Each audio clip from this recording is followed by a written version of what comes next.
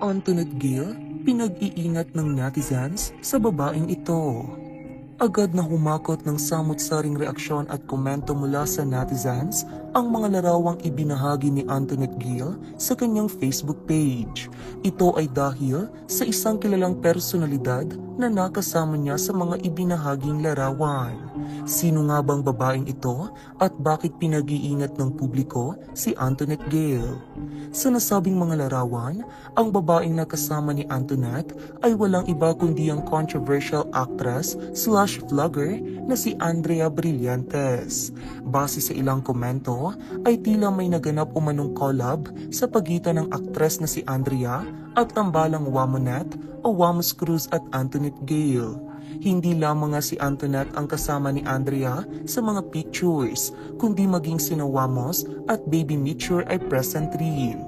Samantala, dahil sa isa sa maituturing na controversial actress si Andrea Brillantes, lalo na noong nakaraang taon na kung saan halos siyang laman ng iba't ibang balita sa showbiz industry, hindi tuloy mapigilan ng ilang netizens na biruin si Antoinette na mag-ingat rito at bantayang mabuti ang kanyang fiancé na si Wamos Cruz.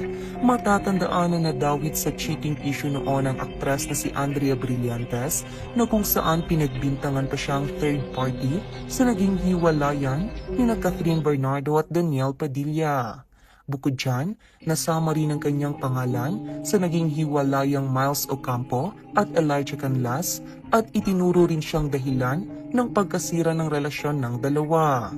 Gayunpaman, nanatiling akusasyon lamang nga kay Andrea ang mga paratang na ito dahil hindi naman napatunayan mapahanggang sa ngayon na siya nga ang dahilan ng naging hiwalayan ng mga kilalang celebrity couple. Samantala, narito nga ang ilang komento ng netizens sa larawan ni na Antoinette Gill at Andrea Brillantes. Kabahan ka na Antoinette, si Wamos nang sunod niyang aagawin. Wow, wag mo aalisin ang paningin mo kay Wamos, baka makaisa si Blythe. Mangamba ka na Toinette, pag tinawag kuya si Wamos. Nako, mag-iingat ka Antoinette. Ingat ka dyan Antoinette, baka ahasin si Wamos. Kabahan ka na Antoinette.